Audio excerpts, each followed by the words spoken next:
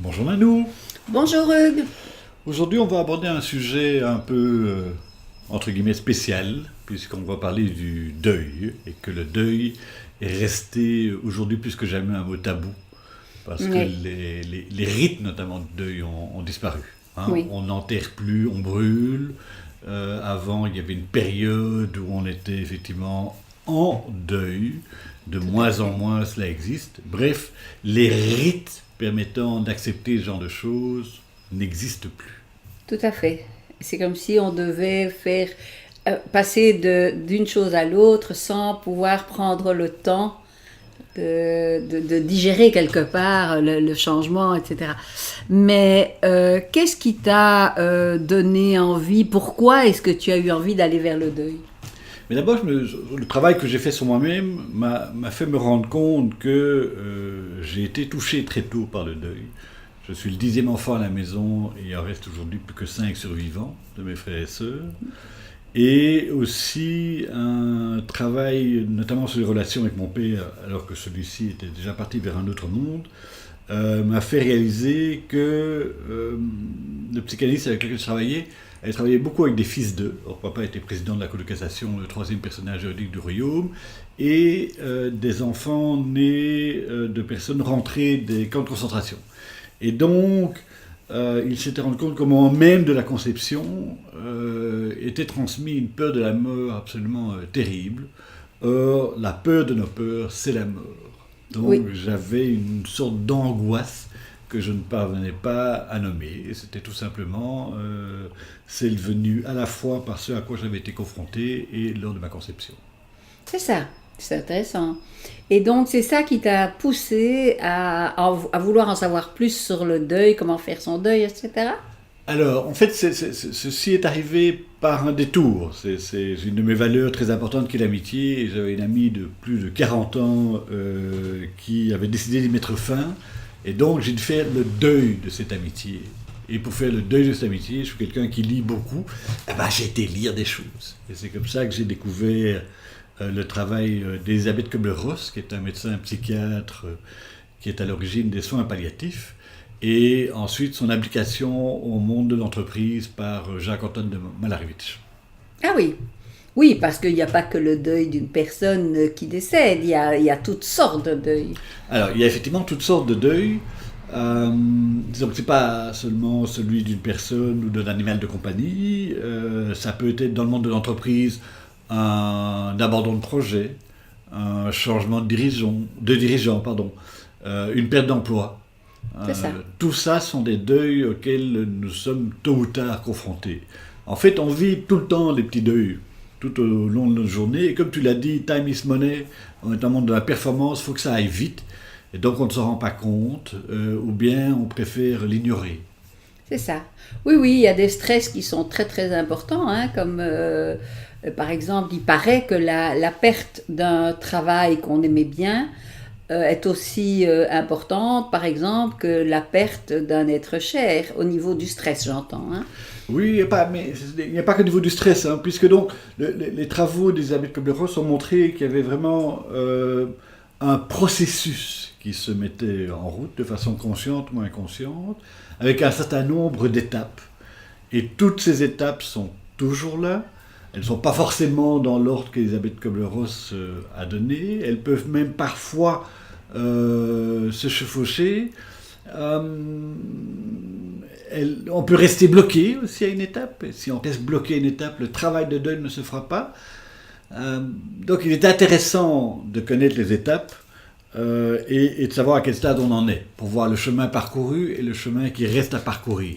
Alors de façon très très schématique, je dirais il y a d'abord le choc, il y a l'annonce, et puis le déni, et puis en fait la colère, suivie de la peur, du marchandage, apparaît seulement après enfin la tristesse, le pardon, travail important s'il en est, et à ce moment-là, le renouveau, la quête de sens, la croissance et idéalement la sérénité. C'est ça. Donc, toutes ces étapes correspondent à un moment donné et à un travail à faire à ce moment-là. Est-ce que si il y a, je dirais, un dérapage dans une des étapes, une étape peut-être qu'on rejette, qu'on refuse, ou une étape, je ne sais pas, oui, qui ne va pas bien, est-ce que ça peut avoir de lourdes conséquences pour plus tard? Ah oui, tout à fait. D'abord parce qu'au niveau de nos caractéristiques, je ne sais pas si je l'ai dit, mais il y en a encore deux très importantes. La première, c'est que comme tous les deuils nous renvoient à nos autres deuils, quel que soit le deuil petit ou grand, il nous renvoie au passé. Et ensuite, le cumul des deuils, surtout s'il n'est pas travaillé, va faire qu'à un moment donné, la goutte va faire déborder le vase. Et mais ce à quoi tu fais allusion, c'est notamment le déni. Alors, il faut savoir que généralement le choc est tellement brutal que le cerveau va se mettre en suractivité, si j'ose dire, et donc assimiler toute une série de détails qui n'ont en soi pas beaucoup d'importance, mais pour occuper l'esprit. Et il va occuper l'esprit, pourquoi ? Parce que le premier réflexe après ce choc de l'annonce, et moins on y est préparé, plus le choc sera violent, ça va être le déni. Tout à fait. Le déni, ce n'est pas vrai, ça n'existe pas. L'exemple le plus frappant que j'ai pu rencontrer, c'est une amie dont le compagnon s'était suicidé, et elle a mis 3 jours pour prendre contact avec la police, pour savoir s'il y avait bien quelqu'un qui s'appelait comme ça, qui a été retrouvé bien, effectivement à tel endroit. Donc pendant 3 jours, il n'y a eu absolument aucun travail sur le deuil possible, puisque pourquoi faire un travail sur quelque chose qui n'existait pas ? Oui, oui.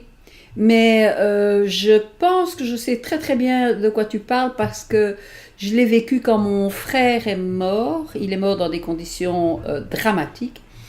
Et pour ma mère, qui en a souffert d'une façon absolument épouvantable, je n'ai jamais pu montrer à quel point ça me touchait. Et donc, j'ai fait un déni total sur ce deuil. Et ce n'est qu'en faisant de la PNL 15 ans après que tout d'un coup, on a travaillé sur la famille. Et je me suis rendu compte à quel point j'y avais à l'intérieur de moi cette espèce de lourdeur et que tout a pu sortir. Et je crois que j'ai pleuré pendant 3 heures. Oui, mais alors, les pleurs, on y reviendra. Il y a une très très belle formule qui dit « les pleurs nettoient l'âme ». Ah, c'est joli. Et donc, et puis tu mets ça en relation avec tout ce qui ne s'exprime pas s'imprime. Tout à fait. Donc, il y a des gens parfois qui me disent je ne suis pas capable de pleurer. Et tout à coup, ils se demandent s'ils ne sont pas devenus insensibles. Oui. Non, ils ont juste mis une protection en place pour ce moment-là, qui par rapport à ce fameux processus, n'est pas encore le processus de la tristesse. Parce qu'il y a d'autres choses qui le précèdent. Oui. Après le choc, le déni, il y a la colère. Oui. La colère qui doit sortir d'une manière ou d'une autre. C'est indispensable. Et effectivement, tu me demandais les conséquences. Qu'est-ce qui se passe si la colère ne sort pas ? Ben, cette colère est rentrée, on va être bouffé de l'intérieur. Ou bien on va se tromper de cible. Tout à coup, on va tomber, comme par hasard, sur ses proches, parce que c'est eux qui seront là, et qui vont en prendre plein la gueule pour pas un rond. Oui, parce qu'en une fois, je vais me décharger sur ce sur quoi je tombe. Ou bien sur un objet. Or, l'objet, par définition, est inanimé. Donc. Or, dans la colère, il y a une énergie fabuleuse. Et cette énergie fabuleuse, elle peut être utilisée à autre chose. Donc, savoir qu'on est en colère, que c'est normal, et que ça donne de l'énergie, et qu'on peut faire autre chose avec ça, ça fait aussi partie du travail du deuil. Ah oui, c'est génial, parce que c'est récupérer quelque chose qu'on peut prendre au premier abord comme négatif et en faire quelque chose de constructif. Tout à fait. Tout à fait. Et ce qui vient après la colère, c'est la peur. Alors, il n'y a pas vraiment de calcul de peur de la peur. Mais néanmoins, dans les caractéristiques de la peur, de la mort, c'est l'effet irrévocable. La personne était là, le chien était là, il n'est plus, il sera plus là, il sera plus jamais là. Donc c'est irrévocable. Et la peur de nos peurs, communément admise, c'est la mort. Oui, tout à fait. Mais il y a aussi peut-être la peur de l'abandon, non ? Parce que quand quelqu'un meurt, souvent on se sent abandonné. Oui, tout à fait. D'autant plus que tu fais probablement allusion au livre de Lise Bourbeau, Les 5 blessures qui nous empêchent d'être nous-mêmes. Pour rappel, c'est le T comme trahison, le R comme rejet, le A comme abandon, le H comme humiliation et le I comme injustice ou impuissance. Et clairement, effectivement, il y a ce sentiment d'être abandonné, puisque j'avais dit que la mort était irrévocable, la personne est là, elle n'est plus là, selon ses croyances en une religion ou pas. Effectivement, elle peut être poussée, retourner à la poussière, et que veux-tu faire de cette poussière? Tu avais aussi demandé qu'est-ce qui se passait si on restait bloqué à une étape. L'étape de la peur à ce niveau-là entraîne parfois un mécanisme paradoxal, c'est-à-dire qu'on va rester dans cette situation relativement inconfortable, mais parce qu'elle est connue. Puisque tôt ou tard, on a été confronté au deuil. C'est vrai. Et rester dans cette zone connue, inconfortable, et parfois plus, entre guillemets, sécurisante que sauter le pas et aller vers autre chose.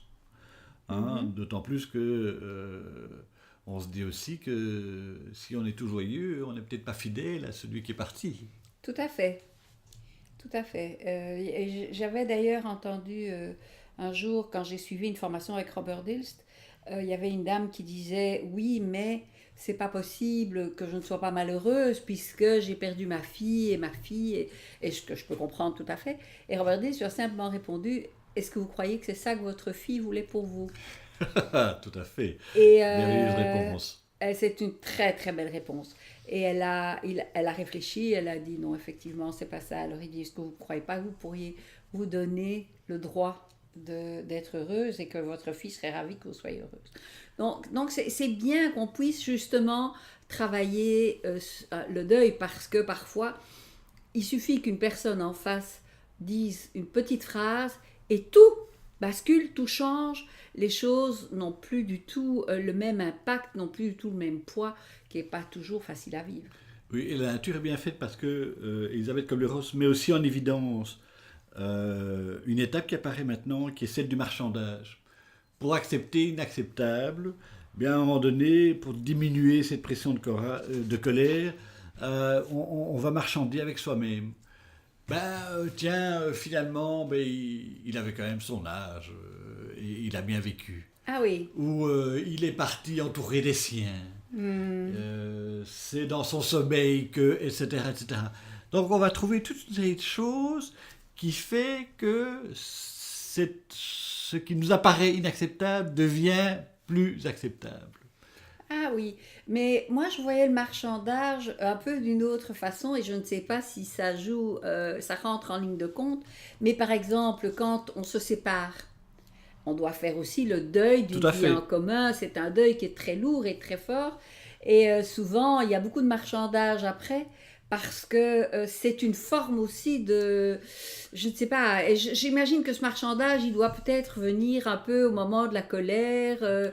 Ah non, mais il va pas croire qu'il va s'en sortir comme ça, ce salaud, tu vas voir, il va me payer ça, et voilà. Oui, il y a ça aussi. Néanmoins, tout l'objectif d'Elisabeth Kubler-Ross, Elisabeth Kubler-Ross, on va y arriver. Oui, elle n'a pas un nom facile à dire. Non, du tout. C'est de positiver cette démarche. Donc on a vu, dans la colère, il y avait terriblement d'énergie. Dans la peur, eh bien, il y a effectivement ce travail sur, lorsqu'on dépasse ses propres peurs, on va se dépasser soi-même et on va effectivement aller vers un autre monde, celui de tous les possibles, mais il y a un travail à faire par rapport à ça. Et le marchandage aussi, celui auquel tu fais allusion, me fait plutôt penser à, entre guillemets, la vengeance. Et la vengeance, c'est aussi une forme d'énergie et de protection, mais qui mène à... Elle n'est pas constructive. Non, effectivement. Mais est-ce que, je pense à ça, dans certaines familles, on s'entretue après pour l'héritage. Et parfois pour des choses absolument ridicules auxquelles les gens n'auraient pas pensé avant, des détails absolument insignifiants. Mais est-ce que ce n'est pas aussi une façon de se détourner de la douleur qu'on pourrait éprouver du fait que la personne est partie? Oui, je te rappelle qu'au moment du choc, le cerveau s'est compris des tas de tonnes de détails. Tu vas te rappeler qui t'a dit quoi, à quel moment, la journée, le temps qu'il faisait, si tu étais à l'intérieur ou à l'extérieur, à la limite la couleur des murs qui t'environnaient. Enfin bref, on s'encombre de détails. La vengeance est d'une façon, effectivement, de s'encombrer aussi l'esprit et de se donner une occupation. Parce que pendant qu'on est occupé à ça, évidemment qu'on ne va pas travailler sur son deuil. Et évidemment que comme on ne travaille pas dessus, on va essayer de l'étouffer. Je rappelle néanmoins qu'une des caractéristiques, c'est que tous les deuils renvoient aux autres deuils, et que si la boucle n'a pas été bouclée, la vie va être ainsi faite qu'elle va chaque fois revenir.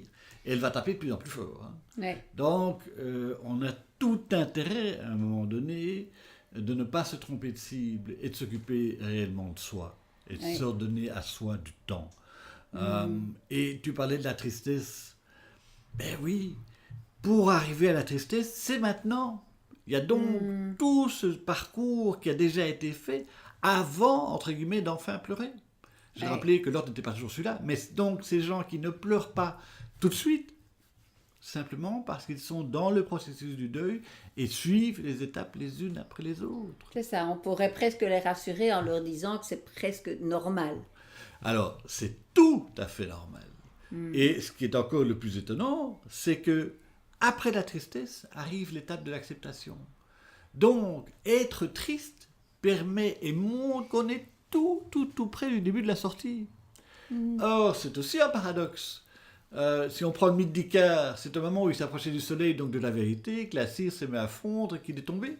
Et il y a souvent une résistance terrible avant la bascule, je dirais. Et ici, la bascule du bon côté. On dit aussi que c'est avant l'aube que la nuit est la plus noire. Ah, et que pas de lumière si pas d'ombre. Hein, voilà. Et que plus il fait noir, plus la lumière sera éclairante. Donc effectivement, mais tout ça sont des très jolies formules où la personne dans la démarche du deuil n'est pas toujours prête à l'entendre, encore moins à la comprendre. Non. Mais ça fait partie des choses, et ce que tu as dit tout à l'heure est très important, presque normal, c'est tout à fait normal. Nous sommes parfaitement imparfaits et le deuil, effectivement, touche à notre essence, à ce qui fait que nous sommes, nos pensées, nos actions, nos relations. Ah ben, tout ça, il n'y a plus. Ou en tout cas, plus sur le plan terrestre. Tout à fait. Mais il doit y avoir aussi des deuils qui doivent être un peu difficiles à vivre parce qu'ils sont complexes dans le sens où je pensais justement à une dame qui pendant 4 ans ou 5 ans, je ne sais plus, a soigné son mari qui avait une maladie mais qui était très lente. Et quand il est mort, bien entendu, elle était affreusement triste, mais en même temps, elle était terriblement soulagée et elle culpabilisait terriblement de ce soulagement qui est, encore une fois, pour moi, normal, mais elle ne voulait pas, absolument pas l'accepter. Et... Oui, j'ai une expression, peut-être pas très élégante, mais les deux mamelles du christianisme, c'est la culpabilité et la résurrection. Et donc on a, enfin, en tout cas moi dans mon éducation judéo-chrétienne, c'est pas bien, on l'a entendu, enfin je l'ai entendu beaucoup, et effectivement on allait à l'époque à confesse. Je me souviens d'ailleurs que le curé de l'autre côté trouvait que j'en avais pas assez, et donc il me renvoyait jusqu'à ce que j'en ai suffisamment. Donc je me suis mis à en inventer. C'est un effet tout à fait perverse. Pourquoi tu étais un si gentil petit garçon que tu n'avais rien à confesser. Oh, magnifique. Oui, il y a ça, et puis il y a peut-être le déni aussi. Mais je ne parlerai qu'en présence de mon avocat. Donc on avait parlé de la tristesse, étape juste avant celle de l'acceptation. Et enfin, ce qui différencie aussi l'animal de l'homme, c'est que l'homme, l'être humain, sait au moment où il naît qu'un jour il va mourir, ce que l'animal ne sait pas. Et donc, et c'est un mot d'enfant, mais qui est superbe, c'est quand on est mort, c'est pour la vie. Oh, c'est joli. Ah oui. Ah, c'est joli. Oui, d'autant plus que c'est la rose de Ronsard, hein, qu'il est là tant qu'il est temps. Et il y a une vie après la vie pour certains, et j'appartiens à ceux qui croient en cela. Et donc, la mort n'est qu'un passage vers une autre vie. Tout à fait.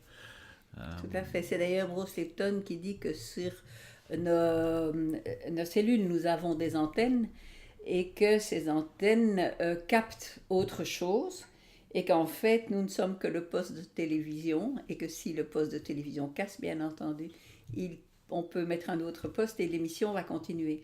Donc, c'est intéressant. Et d'ailleurs, il y a un médecin français spécialisé, justement, qui s'est spécialisé là-dedans aussi, qui a fait une conférence et qui dit la même chose. C'est intéressant. Et alors, en lien avec la culpabilisation, il y a le pardon, qui est une étape fondamentale. Parce qu'effectivement, on va... Regarde, quand il y a un crash d'avion ou de train, il y a des gens qui s'en sortent et ils disent pourquoi moi je m'en suis sorti. Ah oui, Et quelque part, ils vont culpabiliser par rapport à ça. tout à fait. Eh bien, ils peuvent se pardonner et se donner le droit, eux aussi, à exister. Ils peuvent s'autoriser à être un survivant.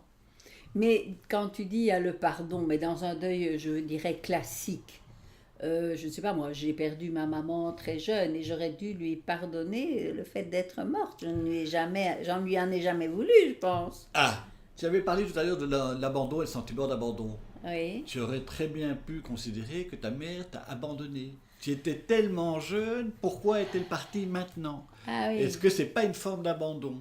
Oui, oui, oui. Et donc, par rapport à ça, tu aurais pu très bien pardonner à ta mère, mais pardonner, c'est comme s'aimer. Hein? Enfin, c'est comme aimer. Pour aimer l'autre, il faut d'abord s'aimer soi-même. Donc, le pardon qu'on fait, on va se le faire à soi, en premier lieu. C'est ça. On se pardonne d'être toujours là. Ah oui, d'accord. Oui, ok. Ça, je peux comprendre. Parce que sinon, je ne voyais pas bien à qui on pourrait pardonner si dans un cas tout à fait normal. Dans le cas de l'accident d'avion, bien entendu, je comprends très très bien. Mais dans un cas normal, je ne voyais pas trop comment on pouvait pardonner. Mais là, je comprends bien. Là, je comprends bien. Se pardonner d'être toujours là alors que l'autre n'y est plus. Oui, parce que l'étape d'après, c'est le renouveau. C'est-à-dire qu'effectivement, à un moment donné, on va se prendre de nouveau à sourire, et même parfois à rire. Hein, cette personne qui disait, mais enfin, comment est-ce que je peux être heureuse alors que Voilà. mon mari est mort? Je m'interdis ça. Pas du tout. Ça va à un moment donné, mais de nouveau, le processus est long. Hein. Je sais pas, on est à la 7e ou la 8e étape. Hein, Tout à avant fait. que ce renouveau commence à apparaître. Et ce renouveau va ouvrir de nouveaux projets, de C'est ça. nouvelles envies, de nouvelles possibilités. Oui. Heureusement d'ailleurs. Oui, oui, oui, tout à fait. Beaucoup de gens humains fonctionnent au sens. Et donc, Elisabeth Kubler-Ross a aussi mis en évidence la quête de sens. Donc, au moment de ce renouveau, on se dit qu'elle a une leçon, un apprentissage. Bien sûr. On a parfois des gens qui ont des maladies terribles Bien et sûr. qui tout à coup explosent de Littéralement. joie, d'idées, de projets, de réalisations, parce qu'encore une fois, ils se sont dit que la vie était fabuleuse Oui. et qu'il fallait profiter de chaque seconde de cette vie, parce qu'effectivement, à un moment donné, un problème de santé ou autre peut faire que ce qu'on trouvait, ouvrez les guillemets, normal, ne l'est tout à coup plus, Tout à fait. et totalement sublimé. Tout à fait. Il y a beaucoup de gens, paraît-il, qui après une crise cardiaque voient la vie tout à fait autrement. Oui. Hein, quand ils sortent après de leur crise cardiaque, ils voient la vie tout à fait autrement. Et c'est vrai que toutes les difficultés qu'on doit passer, j'aime beaucoup cette phrase, ont quelque chose, j'aime beaucoup cette phrase de Richard Bach qui dit « Tout problème a un cadeau pour toi entre ses mains ». Mais parfois, il faut quelques mois avant de découvrir le cadeau. Et quand on a pris 4-5 problèmes qui vous tombent dessus l'un derrière l'autre, parfois on a du mal à trouver le cadeau. Hein. Oui, tout à fait. Les 3-4 problèmes, c'est deux choses. La première, c'est que généralement, quand on va pas bien, on boit du noir. Et donc, Ouais. la moindre petite chose qui arrive, ou quand on va bien, ça passe comme une lettre à la poste, ça se rajoute au reste. Je rappelle Oui, oui. aussi que les deuils s'accumulent aux autres deuils. Tout à Et fait. moi, je parle du phénomène de la lasagne. Ça veut dire que quand on met une couche sur une couche, sur une couche, sur une couche, sur une couche, à un moment donné, ça va devenir tellement haut que ça va se casser la figure, hein, physiquement. L'être humain, ça va se casser la figure moralement. Le physique peut suivre ou précéder d'ailleurs. Mais il y a là quelque chose de, alors reprenons l'expression, naturel. Trop isteville, comme on dit chez nous. Trop istevé, lui. Mais comment est-ce qu'on peut s'arrêter quand on met les couches? Parce Qu'est-ce qu'on que- peut faire? Alors, mais il y a soit enfin, d'abord, ne pas s'isoler, qui est un réflexe naturel. Hein. Mais il faut aller contre ce réflexe-là de s'isoler. Être entouré, parfois la simple présence de personnes, sans qu'elles ne disent quelque chose, Oui, oui, tout à fait. est déjà apaisante. Ensuite, effectivement, et on l'a déjà dit, et on le dit souvent, c'est que si ne s'exprime pas, s'imprime, donc pouvoir en parler. Idéalement, pouvoir en parler avec un spécialiste du domaine qui effectivement va pouvoir expliquer qu'effectivement c'est normal, qu'il y a un processus, qu'il est évolutif, qu'il faut donner du temps au temps. Alors, combien de temps dure un deuil? Il est communément admis, la durée minimale serait de 3 mois. Je parlais de l'abandon de projet, c'est le type auquel on dit le jeudi, alors que ça fait 2 ans et demi, 3 ans que tu bosses dessus, le conseil d'administration a décidé d'arrêter tout, donc tu prends tes affaires, et mardi suivant, on vient le trouver en disant, écoute, on a un nouveau projet pour toi, il faut être super, hyper motivé. Il n'a rien eu comme temps pour faire le deuil de son premier, et on lui demande déjà de repartir vers autre chose. C'est pas possible, c'est matériellement pas possible. Donc, communément, on dit aussi pour un deuil, il faut 1 an. C'est la première fois que je vais passer un premier Noël sans, c'est le premier jour d'anniversaire où il n'est pas là, etc., etc. Et le fait de l'avoir vécu une fois va aider après. Oui, c'est ça. Il y a déjà eu ce premier Noël seul. Tout à fait. Voilà, c'est plus le premier, c'est le second. Non. Et oui. donc, il y a un autre souvenir qui s'est mis entre les deux. Ouais. Oui, tout à fait. Et donc, on parlait je dirais, d'étape après la quête du sens, c'est celle de la croissance. En fait, cette croissance, c'est chaque jour, on est un peu mieux. Hein? Oui. Donc il y a eu le premier Noël, le premier anniversaire sans, eh bien, toutes ces expériences, tous ces vécus vont s'accumuler et permettent effectivement d'aller vers plus de sérénité. Donc à un moment donné, on va accepter cette chose qui n'est pas si inacceptable, qui fait intégralement partie de la vie, qui en plus, parfois à son corps défendant, si j'ose dire, nous fait comprendre que la vie est précieuse. J'adore la phrase de Malraux qui dit « La vie ne vaut rien, mais rien ne vaut la vie ». Oh, c'est merveilleux. Il a résumé en une fois, en une phrase, tout ce qu'on pouvait dire par rapport à la vie et donc tout ce qu'on pouvait dire par rapport à la mort. Absolument. La mort est quelque chose, comme tu disais très justement, qui fait très souvent peur. Parfois, le fait de l'avoir en face à face et de se dire ça y est, maintenant c'est fini pour moi, et puis on en sort, c'est intéressant. Enfin, moi, ça m'a beaucoup aidé parce que du coup, je sais que j'ai plus peur, au fond, très peu, vraiment très peu. Pourquoi? Parce que j'ai eu l'impression que c'était pas si grave que ça. Et que le plus dur, je pense, c'est pour les gens qui restent, effectivement. Et que c'est pour ça que c'est important, justement, de se faire aider, d'aller voir quelqu'un qui est quand même un peu spécialisé sur le sujet, qui a fait beaucoup de recherches là-dessus, parce que c'est pas la peine de continuer à souffrir inutilement. Pour la personne qui est partie, ça ne va rien changer. Et pour la personne qui reste, ça lui fait un enfer sur Terre. Tout à fait. Or, un lien intéressant, il faut savoir que Elisabeth Kübler-Ross a aussi beaucoup travaillé avec des gens qui ont eu des expériences de mort imminente. Donc, ces gens qui sont partis puis revenus. Et quand on leur demande finalement ce qu'ils regrettent, hein, si maintenant tu partais demain, eh bien, les gens regrettent ce qu'ils n'ont pas osé faire. Et ça, c'est merveilleux. Parce que c'est comme si on s'était créé notre propre malheur. Eh bien, une façon de créer son propre malheur, c'est de ne pas oser faire un certain nombre de choses dont on a envie, tout en restant évidemment dans certaines règles, les normes. Je ne sais pas, la porte ouverte à tout et n'importe quoi, mais c'est effectivement s'autoriser à pouvoir oser faire tout à fait. Tout à fait. Eh bien, je vais te dire que quand j'ai eu mon accident, je me suis dit, bon, ben maintenant c'est fini. C'est dommage, je suis un peu jeune, je n'ai que 25 ans, mais bon sang, je me suis bien amusée.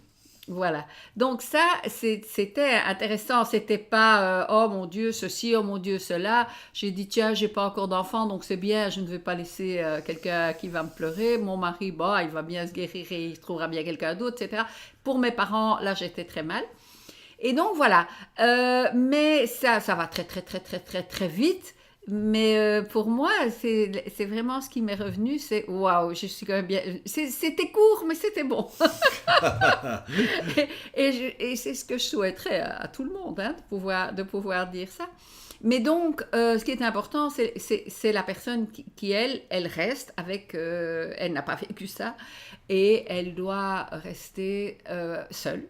enfin seul, bien sûr entouré, mais il y a une perte. Et comme on disait, c'est pas toujours la perte de quelqu'un. Il y avait un très joli...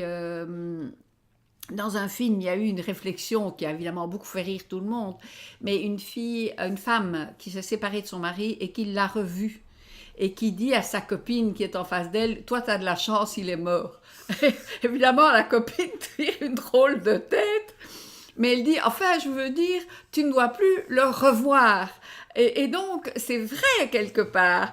C'est pas, bien sûr, c'est pas une chance, mais je comprends ce qu'elle a voulu dire. C'était intéressant comme réflexion. Et quand parfois le deuil d'une séparation est presque plus difficile à faire que le deuil où quelqu'un est mort. Oui, mais justement, tu dis quelque chose de très très important, parce que dans le cas d'un divorce ou d'une rupture, c'est un véritable deuil, mais c'est le deuil d'un mort vivant. C'est ça. Parce que une des caractéristiques du deuil, c'est son irrévocabilité. Donc, on était avec, on n'est plus. Par contre, cette personne, elle va continuer à vivre. Et les hasards de la vie vont probablement faire qu'on va la re-rencontrer. Et donc, comment faire le deuil de quelqu'un qui est encore là, alors qu'il n'est plus là? Tout à fait, mais à ce moment-là, je pense que c'est pas le deuil. On doit prendre conscience que c'est pas le deuil de quelqu'un qu'on fait, c'est le deuil d'un fait. C'est le deuil de la relation qu'on fait, mais pas de la personne. Mais est-ce qu'il n'y a pas à ce moment-là aussi un sentiment de il ou elle m'a quitté parce que je ne suis pas assez bien? Alors, on va probablement rentrer dans un sujet malgré tout différent, qui est celui que nous avons déjà abordé dans d'autres sens, qui est celui de la rupture. Oui. Et de la rupture amoureuse, qui mettent effectivement toute une série de mécanismes en place, dont notamment celui qui fait que si la personne part, inconsciemment, on l'a aidé à partir. C'est ça. Tu vois? Et donc, on va... On ne change pas de sujet, mais on part dans quelque chose qui est plus spécifique encore. Tout à fait. Et on pourrait, si tu veux bien, peut-être faire quelque chose rien que sur ça, le prendre comme un prochain sujet. Tout à fait. Et je crois qu'ici, on n'a pas évidemment fait le tour du deuil, parce que le deuil, c'est tellement vaste, c'est tellement énorme, c'est tellement important. Je pense que dans le deuil, il y a comme une blessure émotionnelle qu'il faut cicatriser, il faut lui donner le temps de cicatriser. Et je pense que si on a quelqu'un qui peut nous aider, et pourquoi, bien sûr, un professionnel, c'est mieux, parce que les personnes qu'on aime, enfin, qui nous sont chères, parfois avec plein de bonnes intentions, elles vont faire pire que bien, elles vont réouvrir la blessure, etc. Tandis que normalement, un professionnel, il va bien tout désinfecter et il va permettre à la blessure de se cicatriser. Donc, je pense qu'on pourrait vraiment proposer aux gens, quand ils ont un deuil à faire, d'aller voir un professionnel. Oui, et je dirais en conclusion, en fait, deux choses. La première, c'est que le proche ou les proches, généralement, sont submergés par l'émotion, ce qui n'est évidemment pas le cas du professionnel. Non qu'on soit insensible, mais qu'on a mis des protections en place et qu'on est hors situation parce qu'on n'est pas directement concerné. Et le deuxième élément, c'est que chacun, évidemment, réagit face au deuil à sa manière. Et c'est pas parce qu'il y a des étapes qui ont été données que tout le monde est identique et que là aussi le professionnel va s'adapter aux uns et aux autres. Tout à fait. En tout cas, ce que je souhaite aux personnes qui nous écoutent, si malheureusement elles ont dû faire face à un deuil, c'est de pouvoir se faire aider le mieux possible et qu'il y ait une guérison qui vienne le plus vite possible. Est-ce que tu avais encore un petit mot à ajouter ? Oui, je préfère parler d'accompagner que d'aide. Aussi, tout à fait. D'évolution plutôt que de guérison. C'est pas une maladie. Voilà. Eh bien, ce sera le mot de la fin. Et à bientôt, Hugues. Merci Nanou, à bientôt.